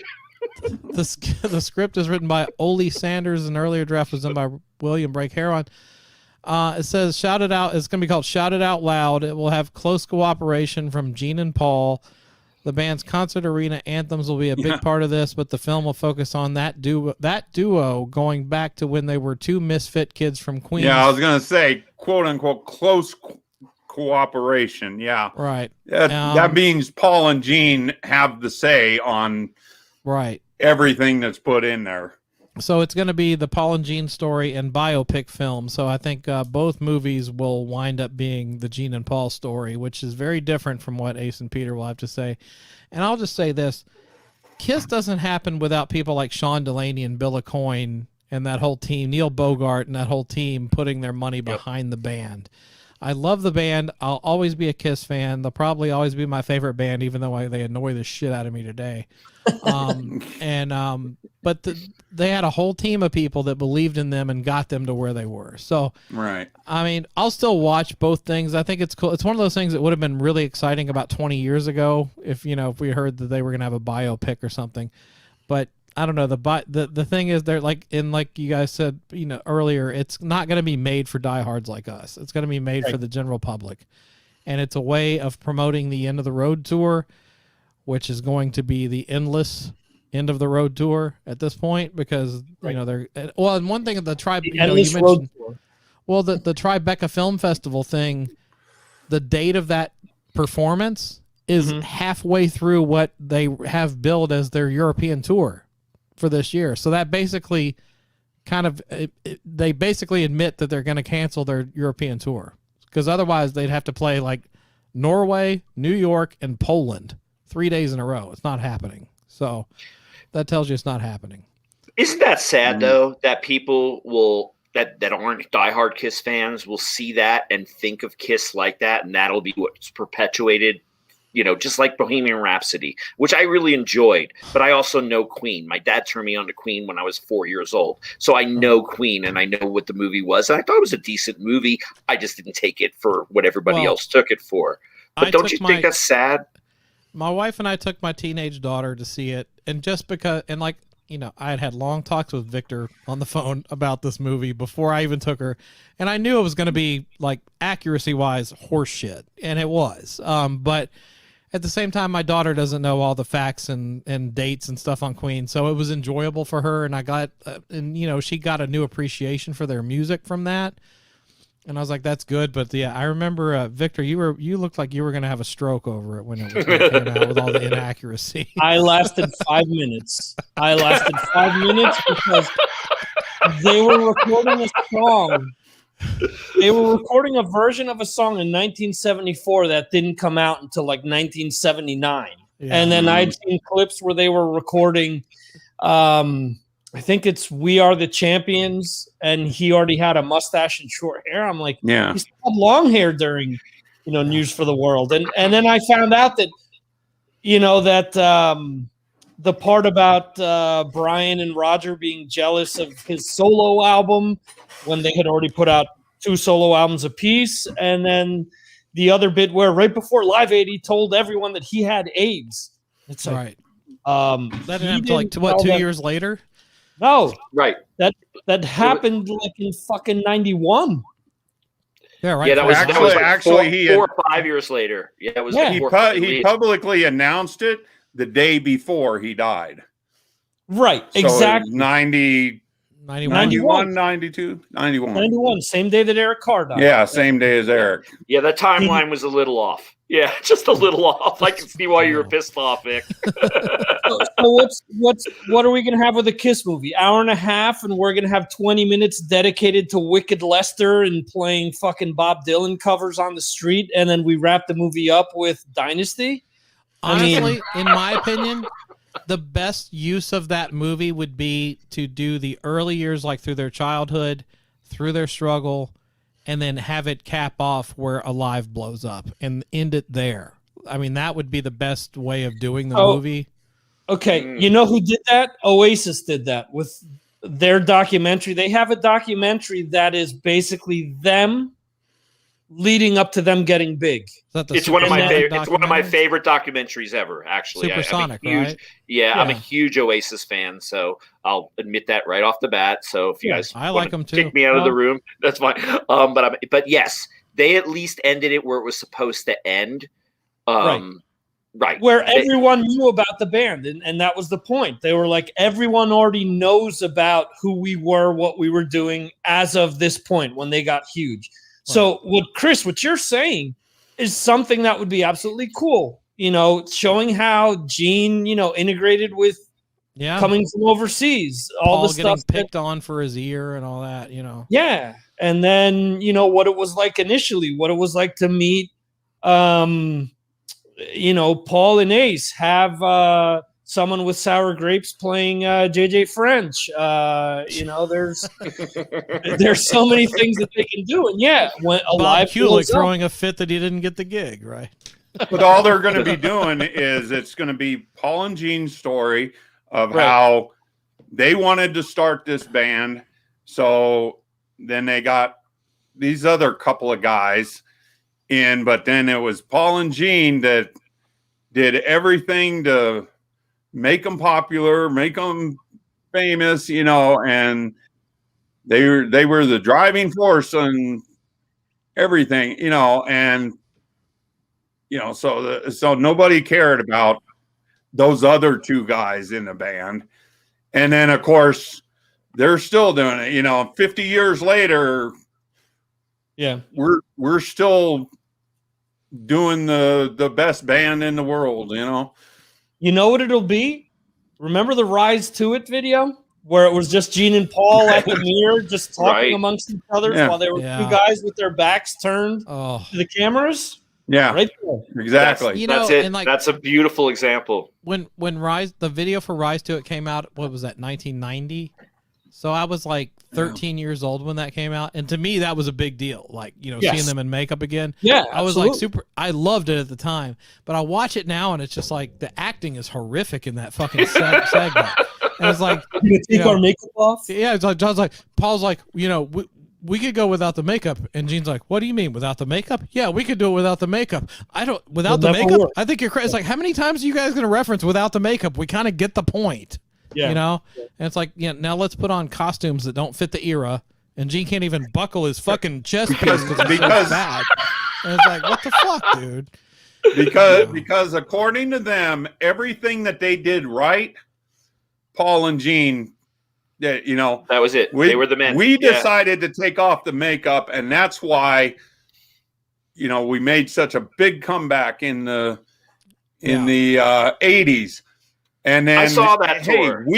We decided to put it back on and got a hold of those other two guys that were, and you know, who knows where, and threw them back into the band, and then we had the hottest reunion tour ever. Well, the Rise to It video, the thing that bothered me the most was like, you've got Eric Carr in the band who was a member in the makeup, right? And it's like, why do you have to do a flashback to 1975? Wouldn't it make more sense to do like the flashback being 1980 when you're playing a fucking stadium in Australia and you're huge in the makeup and Eric gets to wear his makeup? But instead they put poor Eric with his back to the camera wearing Vinnie Vincent's vest and like doing this with his drumsticks. And it was like, it's absolute horseshit what they did to Eric Carr during that time. Well, you know what it is. It's the law of the jungle. If you've got the hunger. Got the hunger, yeah. All right. Mm-hmm. All right, it's my turn to take a pee break, guys. Okay, take a pee break. All right. Take a pee break. Back. All right, I'm just gonna mute myself. So take it. We'll take you out. There you go. So, but like, you know, you know, I'm more excited for the A&E biography than I am for the bio. The biopic is just a disaster waiting to happen. We're all going to see it though. You said it before. We're going to watch it. But like the biography has a better shot at being decent. You know, it sucks because, and this is me drinking too much, but no, like the what was it? Beyond the Makeup. That was the one VH1 did in the late 90s. Mm-hmm. And I tried to go back and watch it again, and then fucking Brandvold shows up in the documentary, and I'm like, oh, I can't watch boy. this. And it's like, wow, he just ruins it for me now. You know, I can't stand that guy.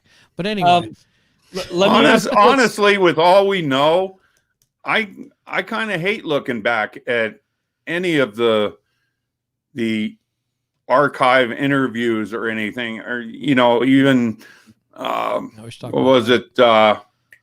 Not Kiss Exposed, but the other one. What was the other documentary they put out? Extreme Close Up.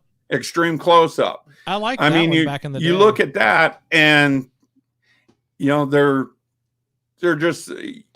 so full of shit with what they're saying, and that we know it now, and that's what pisses me off with any documentaries or stuff. You see a good documentary that's done well, that's like now up to date, like the Eagles documentary. Was a great documentary, and they had input from all the guys, and they said, you know, this is the bullshit that we were doing back then, and that, you know, and yeah, we were saying this but doing that and everything else, but hey, you know, that's the way it was.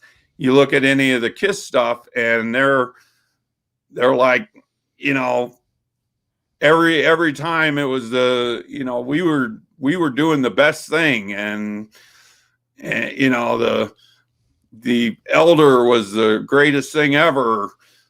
You know, we had that concept, but you know, when the album first come out, that it was like, you know, oh yeah, this is a great concept album or whatever. Then they don't have nothing to do with it, and you know, and in fairness, and the stuff with Ace and Peter, and the same with Eric, where they're like, you know, yeah, we just didn't agree on stuff, you know, and so, you know, they just wanted to, you know, get out on their own and do their own thing, and we was good with it, you know, but they won't say, yeah, they were high all the time, drunk all the time, you know, and, you know, we couldn't stand to be around them or something or other, you know. Right. But the other end of that is that anytime that they do want to work with Ace and Peter, they're also asking for them to back up, you know, 20 Brinks trucks to get them to talk for 10 minutes, which also, you know, Peter seems to have this attitude that, oh, they now have to make up for all the money that I missed out on. Right. Where obviously the story is never going to be fully, the truth is never going to come out when it comes to negotiations or anything like that. It's probably closer to being in the middle, where one side is saying they're paying too little and the other side is saying they're paying too much. What we all honestly want to see is every living member sit down and, just gloves off, tell us their side of things. That would be awesome. But, again, with the creative control being held by who's going to hold it, then it's all going to be edited to a format that's going to look favorable. But I think, if you've taken a look at history and you listen to some of the like alternate audio tracks where they're sometimes copying to some of the mistakes that they've made along the way. If they were to do something like that, it would be a lot more appealing to me than just what Ron is saying, oh, these guys were always under the influence. We couldn't count on them. They were great in the beginning and they were part of the vehicle that got us here. But, which is the usual MO that they've always had. No, and Tommy and Eric are this or that. And the thing that bugs me the most is like, it's two things. Like with Peter, they keep bringing up the drug use, and like Peter hasn't been a drug abuser since the 90s, like since the early 90s. So it's like, that's kind of a lame thing to bring up. And then with Ace, they talk about Ace being let go multiple times. They never fired Ace once. Yeah. Every time it was Ace leaving and then begging him to come back, and he said no. So it's just, whether you like Ace's partying ways or not, he was in the power position there. But you also make a good point, Victor, because they could have decided to go on camera for whatever was offered and set the record straight for their side of things. And it's one of those things where like they're turning it down just for money, but at the same time you're going to get raked through the coals for it, and Gene and Paul are going to beat the shit out of you again. And they've already, even in the press release it mentioned alcohol and drug abuse. So it's like, they're going to get fucking raked over the coals for this again. So and the other side of things too is whenever it's brought up, Ace, for example, plays it down a lot. We're just brothers and we just fight and we still love each other. So it's almost like he cares, but he doesn't care at the same time. It's just kind of Ace being Ace. So, I mean, we're never going to hear the definitive, why it doesn't happen or why this happened or why that happened. But like you said, I mean, I think whether you like Ace or not, I think it would be very important to hear him, especially up until the time that he left, right around the time the Creatures came out, why he left, why, what was going on. And he said millions of times, it was kind of my dumb fault. Had I have heard Creatures, I probably would have stayed in the band, but I was too fucked up to even take the time to listen to the songs. So, which he ended up covering Rock and Roll Hell how many years ago, how many years after. So I don't know. We've talked about it multiple times on the radio, Chris. They're the most dysfunctional family that we know. As much as we love them, you read their books and you start to kind of hate them for all their, for all the shit that they throw at one another, and for, just how dysfunctional and how, they come off as not great people a lot of time. So, I'm sorry, Victor. Sorry. Just to let commenters know, I'm reading your shit. Okay, I'm reading your shit. I totally am reading your shit. I did need to piss. All right, I get it.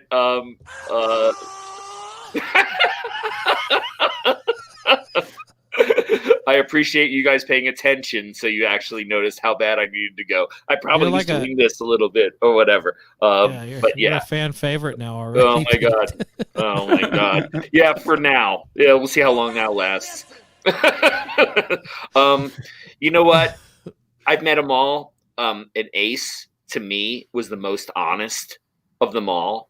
when met the guys. He was just seemed the most honest. Like, and actually, I'd never met Peter Criss. I should say that I'd never met Peter Criss. Peter But was Ace really seemed, cool to me. was he? Yeah, I can't imagine Ace was anything completely less. hammered when I met him, and he was an asshole. But anyway. And so when I met him the first time, he was kind of, I don't want to say he was hammered. I would say that, but he wasn't a dick. He was, he was cool. But the second time I met him, he was totally sober. It was on a solo show with, his band, the Fraley's Comet, with John Regan and those guys. And we actually ended up out one night and hanging out. And Ace wasn't drinking at all that night. The other guys in the band were, but Ace wasn't. And Ace was so honest. He just seemed so honest, like just the nicest, honest guy that it made me, like, I was always a huge fan of all the guys in the band, and that made me go, Ace is my favorite. The night I hung out with it, he just made me feel like Ace is my favorite because he's so honest. He was so honest that night. And maybe he's not like that every night and not with everybody. And he was sober that night. And, I can't say, but I would love to hear Ace's story someday. I doubt he'll ever tell it. Yeah. Because I don't think he wants to diss the other guys in the band. And that's how cool he is. Yeah. Well, I've met most of them too. And I can't say that any of them were real dicks to me. They were decent for the most part. Most of them were, Gene and Paul mostly were standoffish in the whole, hey, yeah, how you doing? Okay, bye, kind of thing. But the only one that was really cool to me was Eric Carr. And I think he was... I'm jealous. He would have been the best member of the band, regardless of it. What tour did you meet anybody on the Lick It Up on? Oh wow, that's awesome. So let me ask you a question: have you guys seen every incarnation of Kiss with every single member? Like, have you seen every single member of Kiss? Me either. I never saw Mark St. John. I never saw. There's a few members. Yeah, I never saw Mark St. John. I think Mark St. John's the only one I never saw live, though. Yeah. I think I've seen everyone. That's the only one I can think of. Yeah, Chris, that's the same thing with me. It's the only one I can think of right now that I've never seen live. But I got lucky. My first show was Hot in the Shade, and I saw Eric Carr on his last tour. So that was, and that's one thing, Aaron, his first tour was Revenge, so he didn't get to see Eric Carr play. So that was, I feel like I've got one over on him on that, but yeah, Eric Carr, and then I saw the Revenge lineup, and then I've seen every lineup since then. So, but yeah, so really, I've seen every lineup except for the Mark St. John version of the band. Well, obviously I didn't see, I skipped was it called the World Domination Tour, the one with Tommy and Peter? Yeah, I missed that one too. The one with Aerosmith. I skipped that one. And I skipped the Rock the Nation tour with Tommy and Eric because I was just if you want to get technical, I was not feeling it. But I've seen every member aside from Mark St. John. Robert Rowe needs to friend me on Facebook right now. Robert, you need to friend me on Facebook. And I never saw Vinnie play with Kiss. I saw. Oh, you didn't see the. So you didn't see the Creatures of the Night tour? No, I saw Vinnie play at Gene Simmons' Vault event, and play is a stretch. But so I saw the Creatures of the Night tour in West Palm Beach, Florida, in 92, 82 or 83. Oh gosh, was that early? God damn, I'm old. I did see that online of that show. So West Palm Beach, Florida, I got to go to that show. It was unbelievable. I was, totally impressed. I took my brother, who was 5 years younger than me, and we had a blast, and it was an incredible show, and we thought Vinnie Vincent was awesome. But I still missed Ace. You still miss Ace. You miss the originals when you go to see a show. Any show you go to see, you're going to miss an original member. Right. Yeah. I don't know that I can agree with that, because my first Kiss show was the original farewell tour. And the last time that I've seen them was with the current lineup. And as a drummer, hearing Go drummers. Hearing Peter play his parts during that farewell tour was horrible, was terrible, and he can blame Paul all he wants. Back then he didn't have, and I know a lot of people disagree with me, he just didn't have the chops to play that stuff.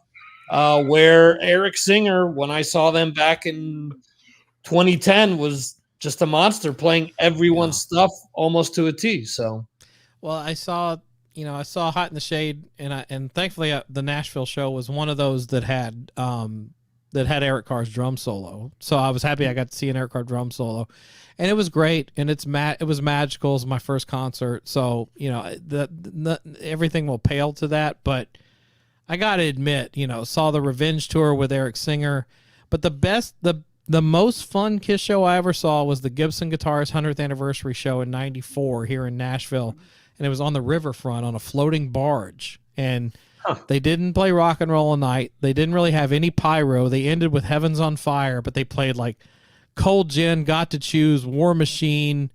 They played like a bunch of deep cuts that at that time you didn't normally hear. Right. And it was with Bruce and Eric Singer, and that was the most fun Kiss concert I ever went to, and it was very stripped down, but they were amazing. But at the same time, I saw the reunion show. I saw the Lost Cities tour in Nashville, and it was the Nashville show, which was the night after the Columbus, Georgia show, which they had Peter Criss's roadie filling in for him for carpal tunnel syndrome. At least that was the excuse given the night before. And then Peter came out for the Nashville show and just kicked ass. And my dad died like 5 days before that concert. So I almost didn't go to it. And but like my family was they kind of convinced me. They're like, your dad would have wanted you to go have a 2-hour escape from this bullshit you're going through. And I'm glad I went, but it was very hard. But yeah, to see the originals in the makeup, in the costumes, and they played "Come On and Love Me," which is one of my favorite Kiss songs. Oh, and what a great song! They were by that point in the reunion tour, they really kind of had it down to a science as far as playing the set. So, is either the Gibson 100th anniversary show or the reunion tour show in Nashville were like my two favorites. Now, the farewell show here was funny because Ace was so fucking hammered that they played "Shock Me," and then they were going to intro 2000 Man. And Paul goes, "Ace wants to do another one for you." And Ace gets up and he goes, "This one's called Shock Me." And like the whole band's like quiet and the crowd's like, "What?" And then he starts laughing. He goes, "Oh, I guess we already did that one. 2000 Man." And then they go into 2000 Man. He was fucking drunk as fuck. I'll never That's forget classic. that. What a great story. That's classic. I'll never forget watching that. He still sounded like Ace, though. He was great. Ace could pull it off, right? Ace was probably like, "Oh, wait a minute, I did play on something else, didn't I?" Yeah, the whole band kind of stares at him like, "Dude, we already played that song." Oh, that's classic. Oh my god, that's funny.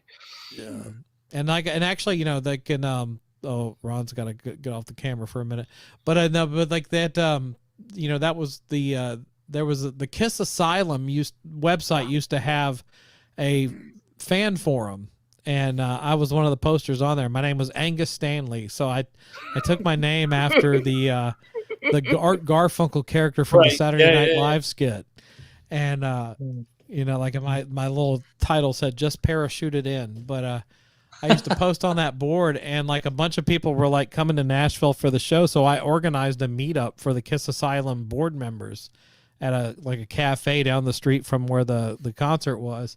And that was like my first kind of time organizing something through the internet with people. So there was like 20 people that showed up, and there was like a house band at the bar, and they played like 100,000 Years. And it was really cool. It was like a fun night, but that was 2000, and that was the farewell tour. And that was going to be my last show. And it was my last show until 2009 when my stepson really, really wanted to see the band. And he was like, I missed out on this, and they're coming to Nashville. Will you take me to see him? And I was like, all right, I'll take you to see him. And I took him to see, I guess it was called the Hottest Show on Earth tour, but it was really the Sonic Boom tour. And I took him, and they played Say Yeah, and they played Modern Day Delilah, and it was cool, but like I could tell during the show that Paul's voice was really starting to go. And I was like, this is not good. And I walked out and like we got the USB wristband thing you could buy of the concert. And we walk out and he had a great time. He was like, "Oh, I want to go see him again." And then I start playing the USB and you're hearing Paul's vocals through the soundboard. And we're both like, "Oh man, this is not good." And, so then I was like, "All right, well, that's my last show." And then the end of the road tour came around and all my fucking local friends are like, "Well, it's the last tour and we're all going to go and hang out. You got to go." So I got a ticket for $25 and it was $25 too much. I regret going to it. Good production value, but boring concert. Not fun. Yeah, Kristen, I know all about the Jerky Boys. Don't even get me into that. Don't even get me started, okay? I figured you saw that. Yeah, Oh yeah, don't even get me started with the Jerky Boys. All right, there, sweetie. Oh, I love the comments that are going on. They're great on this show. So if you guys had one more opportunity to see the band, would you go, knowing what you know now? Yeah, I would go again. You would go? Yeah, I just have to.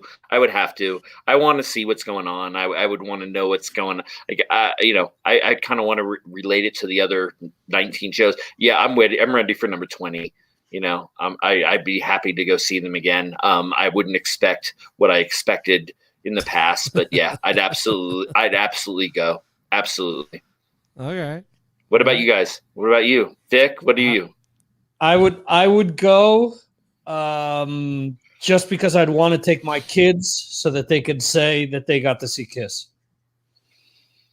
That's cool. That's what I did on the farewell tour, the first one. I took my kids to see it because I thought naively that this is the farewell tour. They're not going to do it again. So I was like, You're a sucker like I was. I'm gonna take my kids to see the.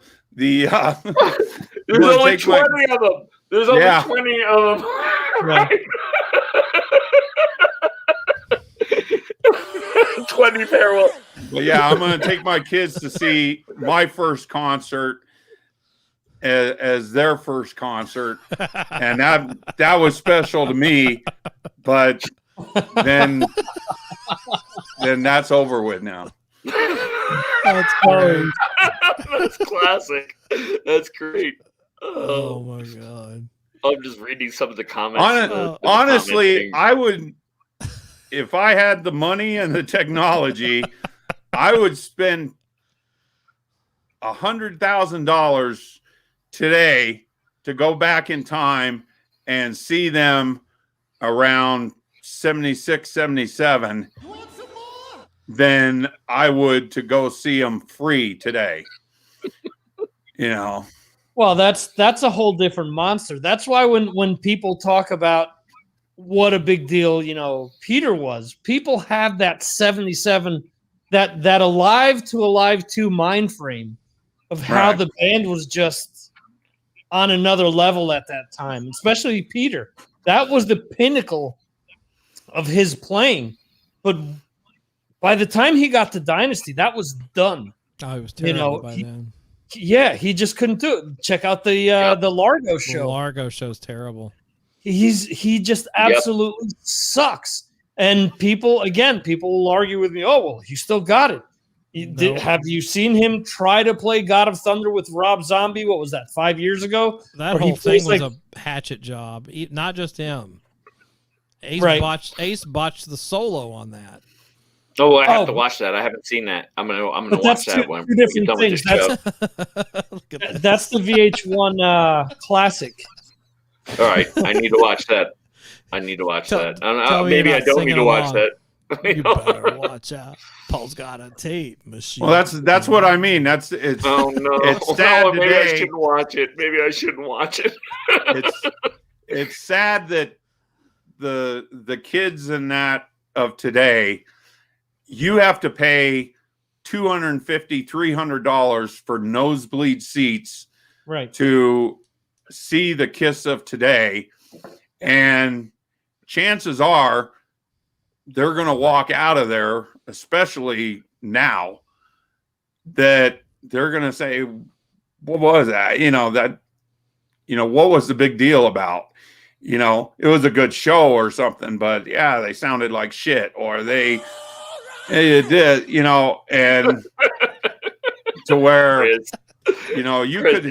could have seen them back in 77 for like probably $25 was a ticket back in the heyday of, when you saw them when they were firing on all cylinders. And you just can't explain that to the kids of today, which is the same for all of us on, a lot of the bands that we love that are, they sound like shit today, or, they sounded like shit, 10 years ago or something when they did their last show. But yet we unfortunately never got the chance to see these bands in their heyday when they were firing on all cylinders, and you really got a great show out of, these bands that unfortunately, as everyone gets older, they're not as good as they used to be. And wasn't that the same for any band? Can't you say the same thing for any band? That's what I'm saying for most any band. Even if you go back and pay $100,000, Vince Neil isn't going to sound any better than he does now. I mean, in '82 he was already taking gasps of breath, and singing every fourth word, like and I love Motley Crue, and I love Vince, and I love. But he looked better. Yeah,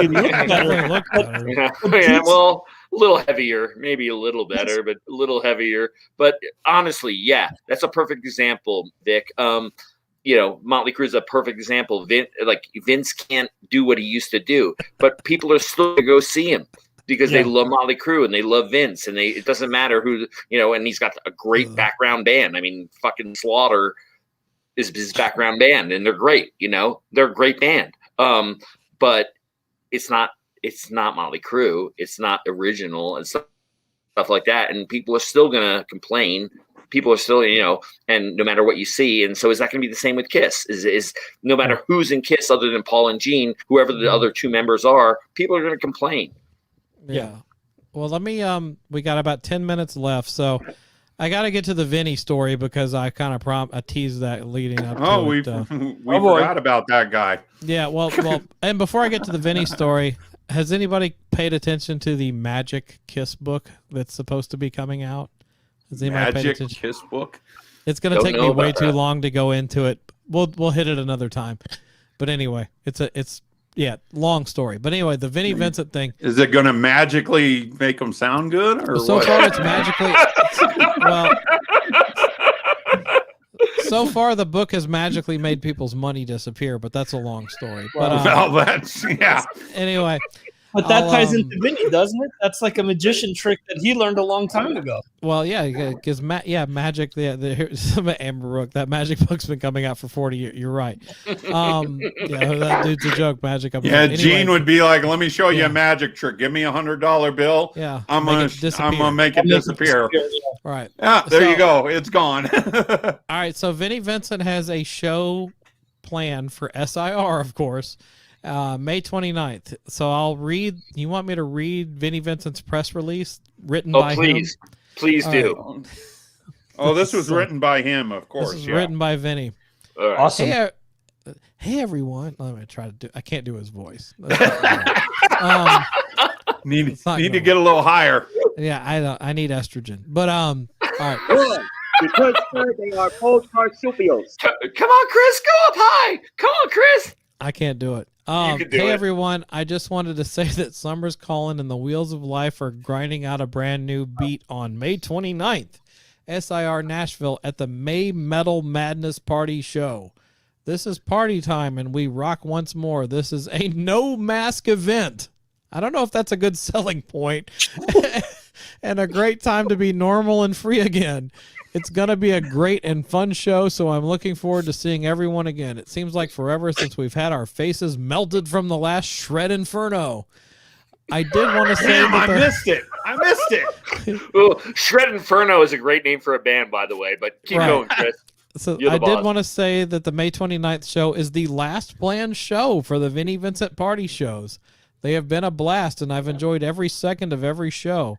As I've said so many times before, I've had more fun playing at SIR for you than I've had at any show I've ever done. So Maracana Stadium in Rio de Janeiro in front of 250,000 people pales in comparison to playing in front of 20 people at SIR.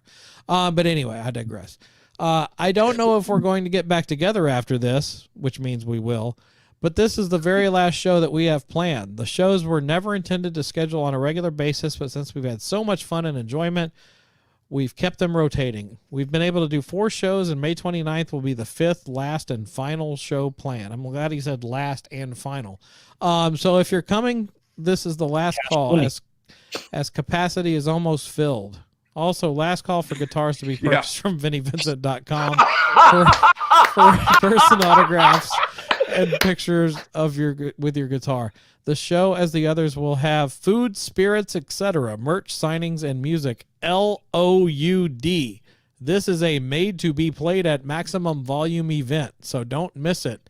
As the years pass, the fond memories of this show and the past shows will bond us all and last us a lifetime. Go to VinnieVincent.com for tickets, and I'll see you soon. Real soon. Cheers, Vinnie Vincent. Yeah, is that going to happen? Is it going to happen? What do you think? I mean, these things happen. Has because any of them happened? Oh, yeah, they've all happened because people pay $500 a ticket to hang out and eat cold salad and ask Vinny to tell stories from the past. I mean, seriously. So he did do shows at SIR? Yeah. Well, he before. does they're basically meet and greets, and supposedly he plays, but I had a friend that doesn't bullshit me that went, and he's like, well, he just kind of flies his fingers over the guitar really, really fast, but he's not really playing. So it's not exactly what, some of the sycophants will say that, he plays like he did in 1986, but apparently not the case. Oh, I forgot this, just to bring it up. The other day, for no reason whatsoever, I don't know how this came across at all, because I have not done anything remotely to this, but I get an email, and it was, I don't know who the actual email was from, but it was promoting Vinnie Vincent and wanting me to buy a $75 autographed poster of the Graceland show. Yeah, well, those people paid Vinny to sign a bunch of posters for an event that never happened, and now they're trying to make their money back. I was like, I don't even remember the Graceland happening. It didn't happen. It was Graceland, and then they moved it to Rocket Town, and then that got canceled too. And I was like, how the hell did somebody send me this email? No, they paid Vinny to sit blue in a hotel room and sign a bunch of those posters, and now they're trying to make their money back on them. But yeah, they're posters for events that never happened. I thought the punchline, Ron, was that Chris had actually sent you that email seeing if he could sell you his autograph. I do have signed shit that I need to sell off because I'm not really fucking yeah, and that's what I was thinking. I'm like, Ron was going to say at the end, and I see that the email is signed by this fucker, Chris Vinzak. So, Chris Vincent. It was Chris Vincent. It was Vincent, yes. At least I know Chrissy Vincent. Chris's poster was from the Atlanta Kiss Convention. It was. And so that actually happened, and he actually signed it.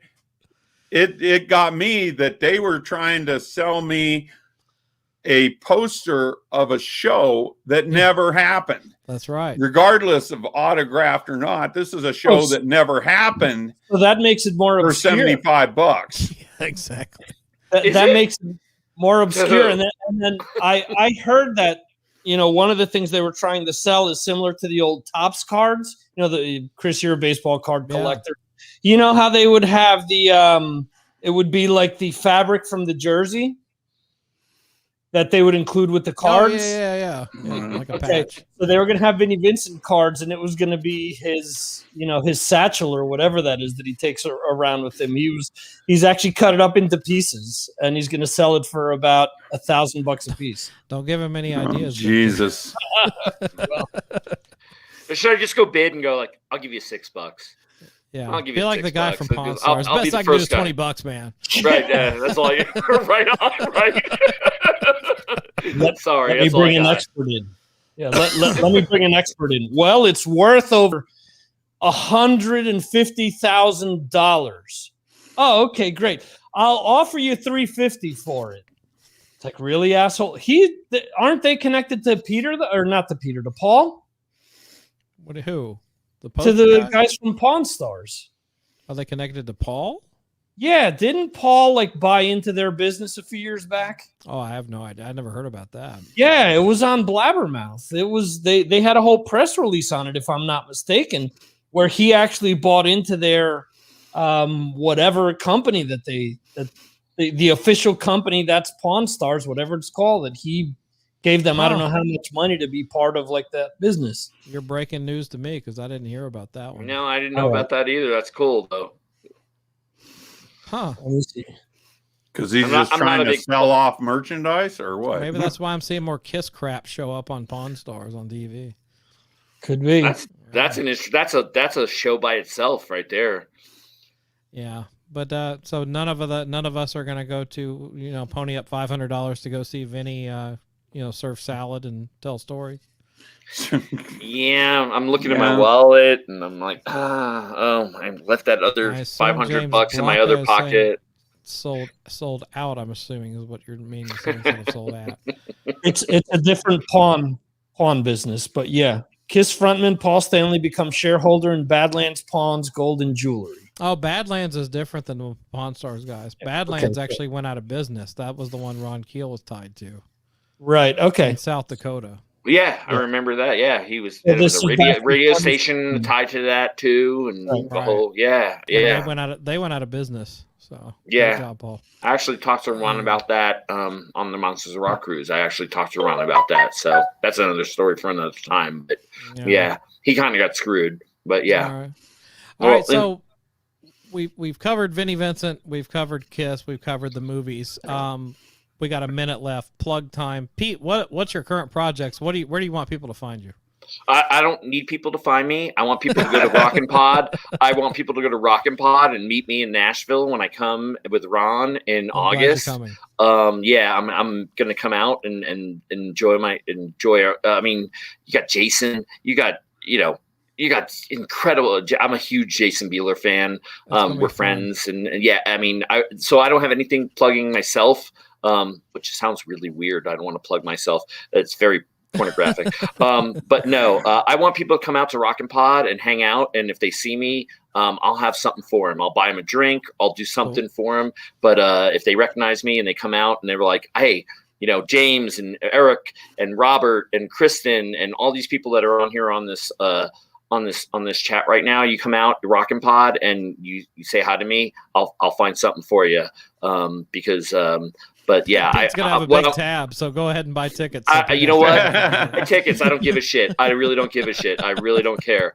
And I'm not hammered, so I'm honestly saying this without being, whiskey infused.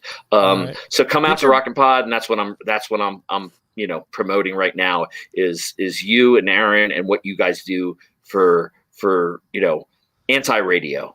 Thanks, brother. And tell your brother to come this time. You know what? I'm going to try to make him come out.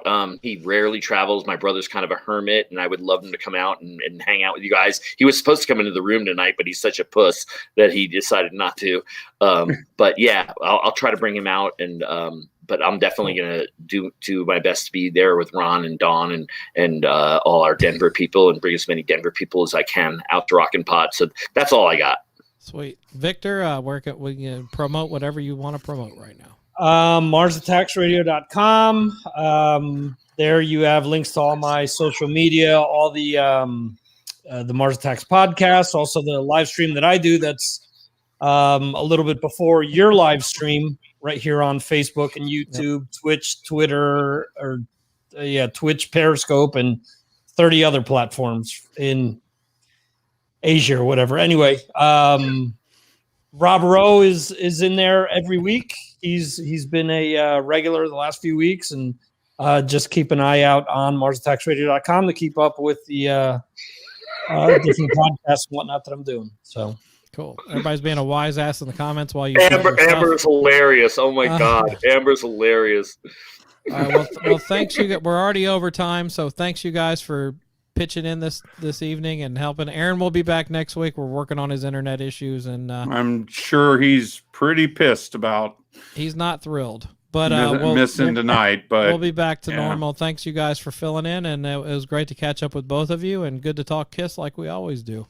Thank you for having me. Yeah, Thank you definitely. guys. Love you guys. Thank you so much for having me. All right, we'll see you next Friday night, everybody. Thank you. Bye. Rock on.